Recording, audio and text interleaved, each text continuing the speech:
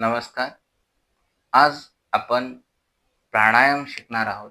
श्वासाचे व्यायाम शिकणार आहोत.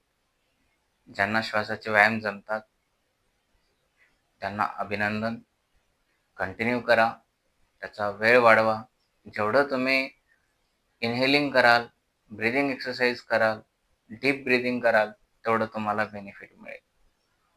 ज्यांना प्राणायाम करायला अवघड जातं, त्यांच्यासाठी हा व्हिडिओ आहे. जर तुम्हाला जमत असेल, तर तुम्ही स्किप करू शकता. आणि तुम्हाला शिकायचं असेल तर तुम्ही हे कंटिन्यू करा. हा व्हिडिओ एज्युकेशन पर्पजसाठी आहे.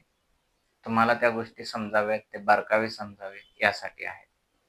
श्वासाचे व्यायाम करण्यासाठी एक गोष्ट लक्षात घ्या, तुमचं पोट साफ होणं गरजेचं आहे. म्हणजे शौचास जाऊन आल्यानंतर जर केलात, तर हे जास्त सोयीचं असेल. ठीक आहे? तर जास्त फायदा होईल आणि योग्यही राहील.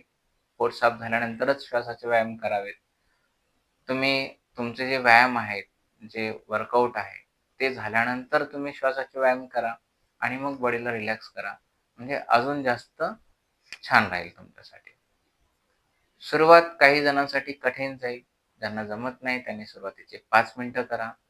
त्याच्यानंतर हळू-हळू त्याचा वेळ वाढवत 10 मिनिटापर्यंत न्या, 15 मिनिटं न्या, अर्ध्या तासापर्यंत जा. असं करत-करत रोजचे किमान 1 तास तरी आपणाला श्वासाचे व्यायाम करता आले पाहिजे. हे का करायचं आहे?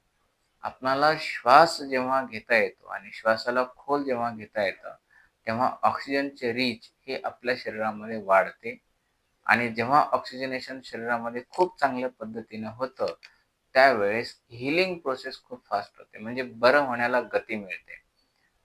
आणि ही फुकट मिळणारी म्हणजे तुम्हाला कुठलंच त्याच्यासाठी पैसे द्यावे नाही लागत. हे तुम्हाला निसर्गानं फ्रीमध्ये दिलेलं आहे आणि त्याला आपणाला यूज करायचा आहे.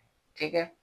तर सकाळची वेळ कधी बेटर आहे. त्याच्यानंतर जेवण झाल्यानंतर 5 एक तासांनी किंवा 4 तासांनी पूर्ण पचन झाल्यानंतर पण हे एक्सरसाइज तुम्ही करू शकता. आणखी एक गोष्ट लक्षात घ्या, श्वासाचे व्यायाम करताना तुम्हाला घाई करायची नाहीये किंवा तुम्हाला जास्त वेळ श्वास धरून ठेवायची गरज नाहीये. हे एक डोक्यातून काढून टाका जर तुम्हाला वाटत असेल, जर आपण जसे रामदेव बाबा वेगानं करतात, तसंच आपण केलं तर आपलं योग्य आहे, असं जर वाटत असेल तर ते चुकीचं आहे. ते त्यांनी क्षमता डेव्हलप केलेली आहे. तुम्ही सावकाश पद्धतीनं करायचं आहे. आपल्या शक्तीनुसार श्वासाच्या वेगाला आपण कंट्रोल करायचं आहे. तर ते तुम्हाला जास्त फायद्याचं राहील. इथे तुम्हाला स्पीडनं केलात, म्हणजे जास्त प्रमाणात केलात, तर जास्त फायदा होईल असं नाहीये. तुमच्या शरीराच्या क्षमतेनुसार तुम्हाला ज्या कंडिशनमध्ये तुम्ही कम्फर्टेबल आहात, तेवढंच जर केलात आणि तुमच्या शरीराच्या गतीनुसार जर केलात, तर ते तुम्हाला जास्त फायद्याचं देते. म्हणजे इथं प्रमाणाला महत्त्व नाही, तर गुणवत्तेला महत्त्व आहे. म्हणजे क्वांटिटीमध्ये काही जाऊ नका. म्हणजे तुम्ही किती वेळ करताय, किती वेगानं करताय, किती श्वास धरून ठेवताय, याला काहीच महत्त्व नाहीये. तुमच्या शरीराच्या क्षमतेनुसार तुम्हाला तुमची गती ठरवायची आहे, वेळ ठरवायचा आहे आणि हळू त्याच्यामध्ये वृद्धी करत जायची. म्हणजे ताकद वाढत गेली की मग हळू त्याच्यामध्ये तुम्ही एक्सपर्ट व्हाल. एका दिवसात तर नाही होणार. मग हे तुम्हाला सराव करत जावं लागणार आहे. एक गोष्ट लक्षात घ्या, आपल्या बाजूला बसलेली व्यक्ती किंवा तुमच्या परिचयातली व्यक्ती खूप चांगला प्राणायाम करते आणि तुम्हाला पण तसंच यावं असं जर वाटत असेल पहिल्याच दिवसापासून, तर ते नाही होणार. एक गोष्ट लक्षात घ्या, जी वाहनं असतात, प्रत्येकाची एक कपॅसिटी असते पहा. अगदी मारुती सुझुकीची अल्टो गाडी बघा, तिची कपॅसिटी वेगळी आहे. त्याच्यापेक्षा अजून चांगल्या इंजिन असणारी त्याची क्षमता वेगळी आहे. अजून त्याच्यापेक्षा भारीचं तुम्ही व्हर्जन बघाल, तर अजून त्याची कपॅसिटी वेगळी आहे. म्हणायला गेलं तर वाहन आहे, फोर व्हीलरच आहे. पण प्रत्येकाची कपॅसिटी ही कशी आहे? वेगवेगळी आहे. म्हणून अगदी बेस लेव्हलची गाडी आणि टॉप लेव्हलच्या गाडीचं कॉम्पिटिशन बनत नाही. आपापल्या क्षमतेनुसार आपण जर आपल्या वाहनाला जर चालवलं, तर हे बेटर असतं. म्हणून आपलं शरीर वेगळं, बाजूच्यांचं शरीर वेगळं. तर आपलं इंजिन वेगळं, त्यांचं इंजिन वेगळं. म्हणून आपण कधीच तुलना करायची नाही आणि रेस करायची नाही. आपण आपल्या वेगाला, आपल्या क्षमतेला जाणून घेऊन आपल्या गतीनुसार आपल्याला चालायचं आहे. चला तर मग आज आपण महत्त्वाचे 1-2 आपण एक्सरसाइज आपण ब्रीथिंग एक्सरसाइज आपण जाणून घेऊया. जे की अगदीच सुरुवात आहे. त्यांनी कधीच आयुष्यामध्ये ट्राय केलं नाही. त्यांच्यासाठी ही आहे एक्सरसाइज. काय करायचं आहे? आपले दोन्ही हात वर करायचे असे आणि हे वर नेताना आपले हात वर नेताना श्वास पूर्ण आतमध्ये ओढायचा आहे. आणि हे वर जेवढं तुम्ही वर घेऊन जाल तिथपर्यंत श्वास घ्यायचा आणि सावकाशपणे हात खाली आणत श्वासाला सोडायचा आहे.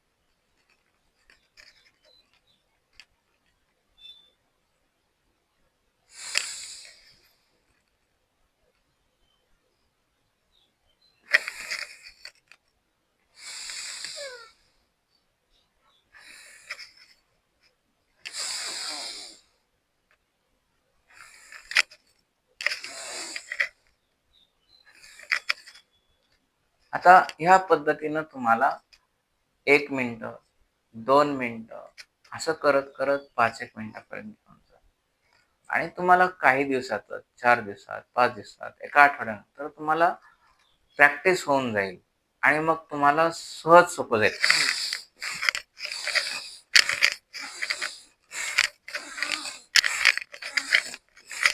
ही स्पीड तुम्हाला मिळेल. त्याच्यानंतर अजून तुमचा सराव होईल.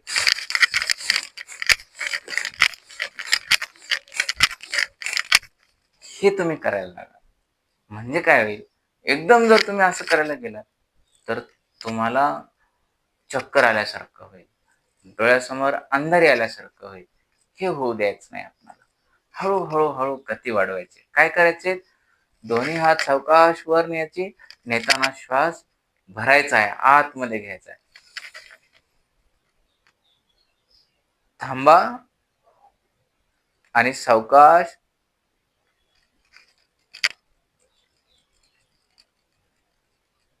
सोडा. पूर्ण रिकामं करायचं. जेवढा श्वास घेतलात तेवढा. पुन्हा घ्यायचं.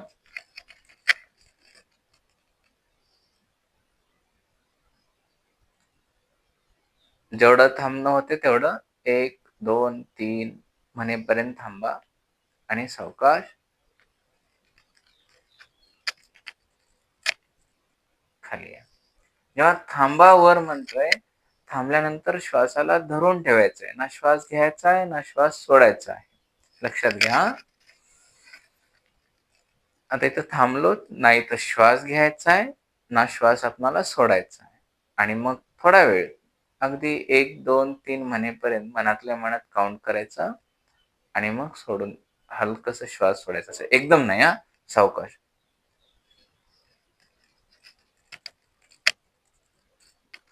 सिंपल एक्सरसाइज आहे.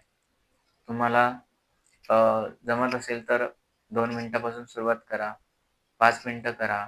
तुम्हाला जसं जमेल तसं आणि 5-1 मिनिटं तुम्ही आरामात करू शकता. कुठलाच यामध्ये त्रास तुम्हाला होणार नाही. ठीक आहे? सोपं आहे की नाही? आता याच्यानंतर हे आपले दोन्ही हात असे घ्यायचे. श्वास भरायचा, सोडायचा.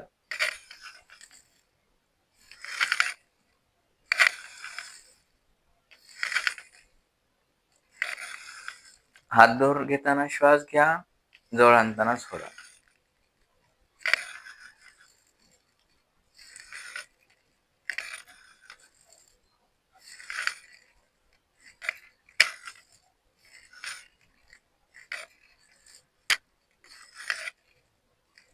मन शांत होतं आणि ऑक्सिजन सर्क्युलेशन होतं. 5 मिनिटं हे वाले, 5 मिनिटं हे वाले एक्सरसाइज. श्वास घ्यायचा आणि सावकाश सोडायचा. घाई करायची नाही. आपल्याला कुठंच जायचं नाही. बसून आपल्याला करत राहायचं आहे. पूर्ण वेळ आपल्याला स्वतःला द्यायचा आहे. ठीक आहे? तर ह्या गोष्टी तुम्ही बिलकुल करू शकता. एकदम सोप्पं आहे. श्वास घ्यायचा आणि श्वास सोडायचा.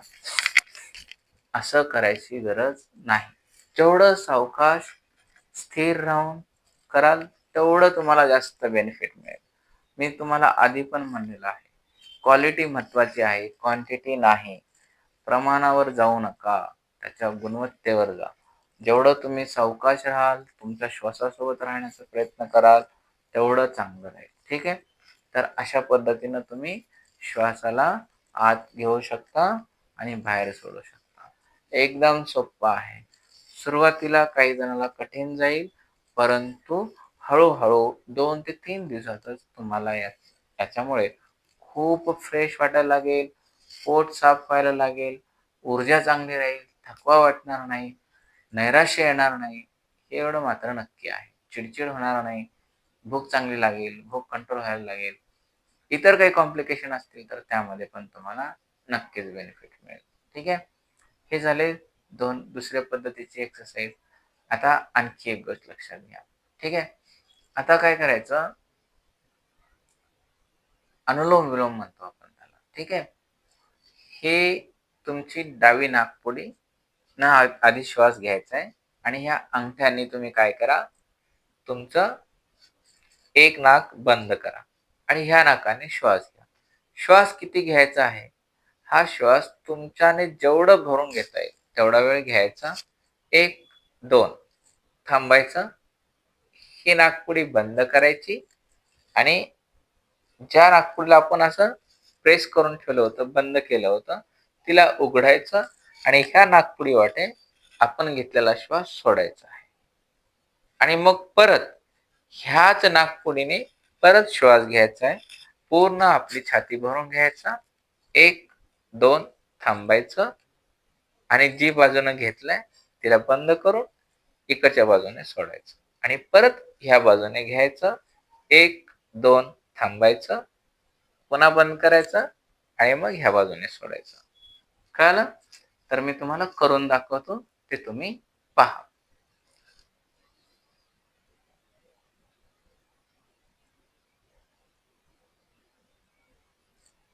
आता मी घेतलेला आहे. आता मी 2 म्हणेपर्यंत थांबतो. हे मनातल्या मनात करायचंय. मी फक्त तुम्हाला सांगत आहे. 1, 2 मी ही नाकपुडी बंद करणार आणि ह्या बाजूने श्वास सोडणार.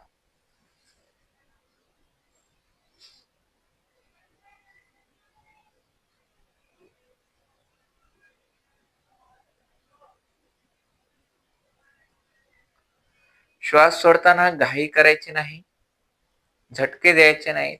सावकाश संतपणे श्वासाला सोडायचं आणि पोट पाठीमागं जातं, तर सावकाशपणे जाऊ द्यायचं आणि ह्याच बाजूने श्वास घ्यायचा.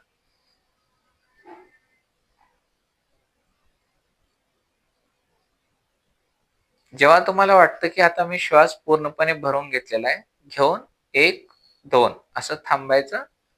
ही नाकपुडी बंद करायची आणि ह्या नाकपुडीने सोडायचं.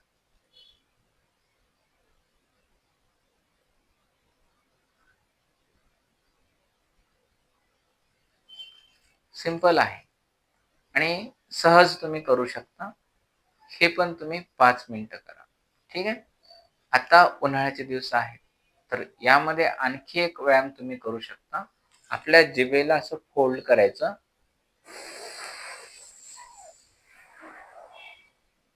आणि असं श्वास तोंडाने मध्ये घ्यायचा. याला शीतली प्राणायाम म्हणतात.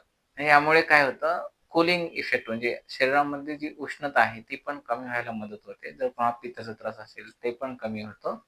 तर हे हे पण तुम्ही 2-3 मिनिटासाठी सगळं झाल्यानंतर करू शकता. ठीक आहे. तर मी तुम्हाला एक 2-3 राउंड अनुलोम-विलोमचे करून दाखवतो आणि मग आपण थांबूयात.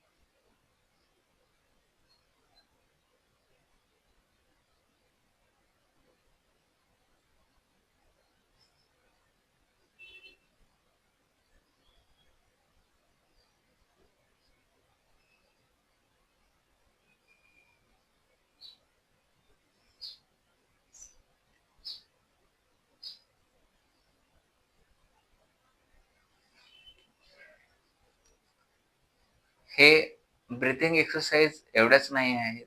अजून खूप आहेत. त्या करायच्या आहेत, जाणून घ्यायचं आहे. यानंतरच्या सत्रामध्ये एका एपिसोडमध्ये मी तुम्हाला नक्कीच सांगेन, की श्वास आपल्यासाठी का महत्त्वाचे आहेत. खोल श्वास घेण्याचा अभ्यास का महत्त्वाचा आहे. ते नेमकं शरीरामध्ये जाऊन कशा पद्धतीनं काम करतात, यावरती आपण नक्कीच बोलूयात. कारण ह्या गोष्टी जाणून घेणं गरजेचं आहे. कारण आमचं असं मत आहे, की जेवढं तुम्ही माहिती करून घ्याल, तेवढा विश्वास वाढेल आणि विश्वास आला, की हीलिंग प्रोसेसला गती मिळते, है ना? तर तोपर्यंत या सगळ्या गोष्टीचा सराव करा. स्वतःची काळजी घ्या. चांगलं खा. चांगलं खा म्हणण्यापेक्षा योग्य खा. जिभेवर कंट्रोल ठेवा. विचारावर कंट्रोल ठेवा. आपण गुडघेदुखीला नक्कीच हरू शकतो आणि ऑपरेशनसारख्या गोष्टीला आपण नक्कीच टाळू शकतो. हे मी तुम्हाला विश्वास देतो आणि तुम्ही पण ह्या विश्वासाला संपादन करा. सगळ्या गोष्टीला फॉलो करा. जर तुम्ही पहिल्यांदा हा व्हिडिओ पाहत असाल, तर या आधीचे पण व्हिडिओ पहा आणि त्या गोष्टीनुसार अवलंब करायला सुरुवात करा. ठीक आहे? तोपर्यंत काळजी घ्या. धन्यवाद.